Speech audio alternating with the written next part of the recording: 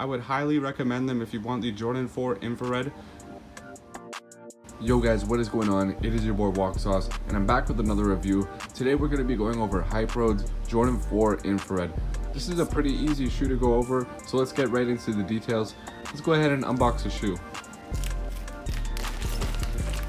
So there it is, fresh out of the box. We have the Jordan 4 infrared box, which is sort of like a normal Jordan 4 box, except we have the flight, and then instead of the black and sort of speckled box, we have a gray with speckled box. Other than that, guys, it's pretty standard.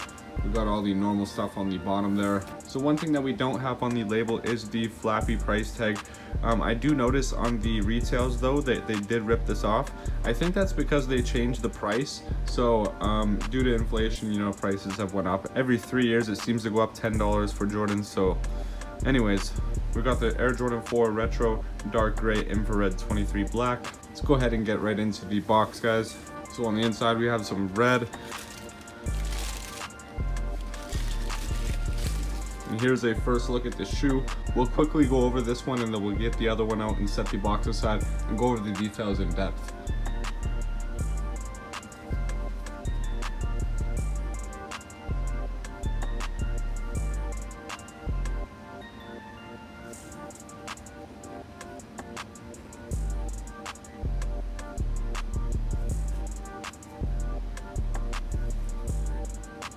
It's not looking too bad, guys. Let's go ahead and get the other one out, like I said.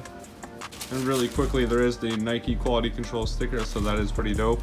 So here's a first look at the shoe outside of the box, guys. We went over the box. Other than the small dents, there was no problems with the box or the label, so that is good. And the other shoe did seem to be pretty good. So let's just do a quick turnaround and then we'll get into the details.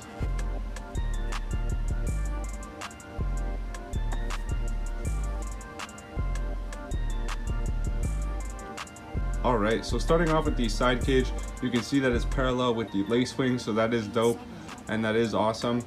Moving on to this sort of medial strip right below the side cage, this does look the right size, maybe a tiny bit too big, but not enough to be noticeable. And then the side panel here, this is a good width, so that checks out to be good. And then the width right here from the lace wing to the back of the Jordan, that also looks good as well, guys. And then the air bubble also has that square sort of form on the back, moving on to a round on the front, so that is what you want to see. Moving on to the front, we have 4 cage holes, maybe 4.5 if you count the bottom there. On the other one, it was around the same, so that is what you want to see. We got some nice stitching and a nice sort of nubuck or durabuck material. It isn't suede, so don't expect some sort of movable suede.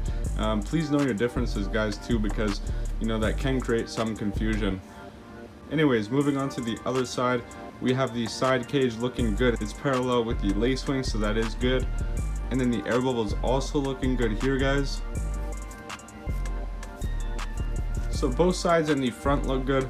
Let's move on to the tongue. So the tongue does look good. The Jumpman is positioned correctly, as well as it is spaced correctly in between the stitching there. And then the edge of the patch on the tongue here and the stitching spacing is good as well. Moving on to the inside of the tongue, the Air Jordan is looking clean. There's no discrepancy in between the stitching there. You can see on the back we have a nice doughy textile liner, so that is good, guys. You do want to see that.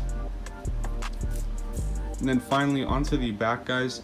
This spacing is correct. The spacing on the Jumpman in these back panels is also good. You have a couple millimeters, and then also the sizing of the Jumpman itself is good. Also, this back tab is not triangle, which is good. It's sort of more of an hourglass, which is nice. And then moving on to the bottom, we have that nice gray, just like we see on the top, mixed up with some black, and then an infrared patch here and an infrared Jumpman logo there. Overall, I think that Hyperoad did a really good job on this shoe.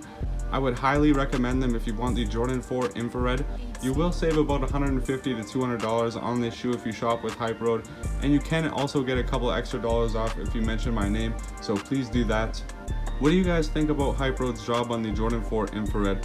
Do you think they did a good job? Let me know what other shoes that you want to see also in the comment section down below. Leave a like so more people can find this video, and if you did enjoy this video, please subscribe if you haven't already. I'll go ahead and play some more b-roll at the end of the video there. Anyways guys, it's Walk Sauce. Peace.